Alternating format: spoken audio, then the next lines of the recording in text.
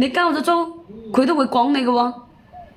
係啊，收咗租佢都一樣嘅喎。唔係，我賣氣球呢，我係因為賣光花嗰陣時啊，我喺沙河大街呢，我咪識得一個賣墨嘅，然之後呢，佢就帶我去到邊度呢？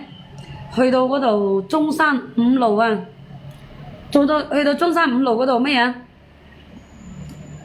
嗰度北京路入口啊，去到嗰度賣。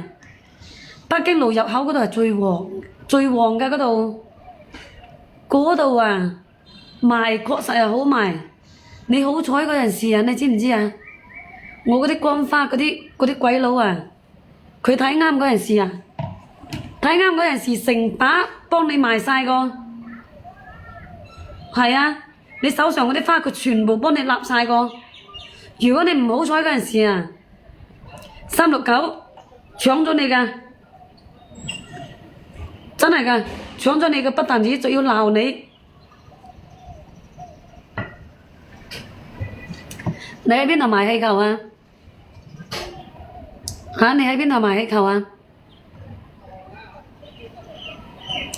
嚇！邊度賣氣球啊？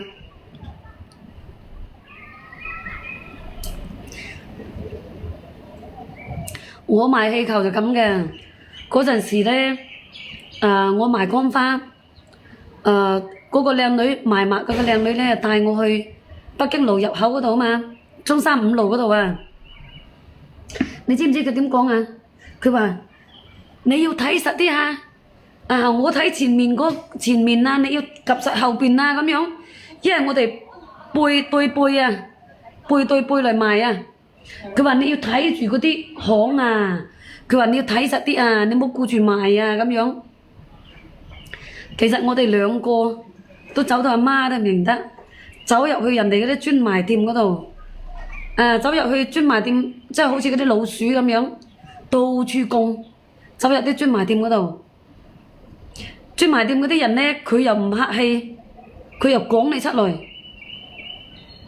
係啊，佢嗰陣時嗰啲人，佢就係咁樣講你出嚟。你唔好入去啊！你入嚟呢度呢係唔得㗎咁樣，直接講你出去。嗰啲人專登唔俾你呢，因為你喺嗰度呢咗一次，下一次又走入佢店嗰度，所以佢唔願意俾你入去。我嗰陣時，我有一日喺中山5路嗰度賣氣球啊嘛，然之後呢，嗰個四川一個阿叔，嗰陣時中午啊，晚黑嘅，唔係中午，係晚黑5、6點鐘係人哋交班嘅時候啊嘛。佢賣氣球好好賣喎，嗰啲氫氣球啊，嗰陣時90幾年嗰陣時買啲氫氣球，攞喺手上邊，一陣間佢係賣晒喎。我啲乾花我攬喺手上邊，你知唔知啊？我攬喺手上邊啊，我成個鐘，個幾兩個鐘啊，我都未賣到一支啊。係啊，我個幾兩個鐘未賣到一支。跟住呢，嗰個阿叔佢就同我講，佢話你想唔想賣氣球啊？咁樣，佢話你幫我賣氣球啦，唔使你攞貨㗎咁樣。我嗰陣時就話。我嗰陣時心諗我就話，哎呀，唔使我攞貨嘅咧可以喎，最少我都唔使本錢啦，我咁樣諗嘅。你知唔知大隻個氣球佢俾2蚊雞我，細隻嗰啲佢俾1.5蚊錢我。我嗰陣時咁樣諗，哇賣10隻有20蚊雞，就算我賣15隻，我都有15蚊。我咁樣講啊嘛。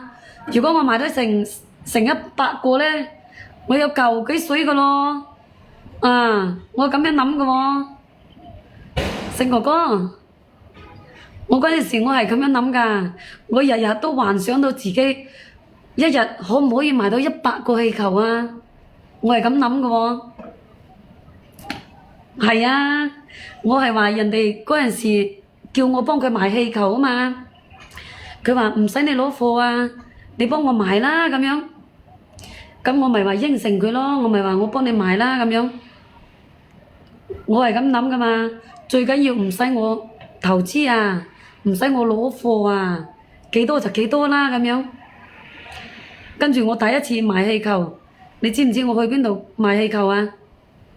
我走去越秀公園買氣球，越秀公園正門上邊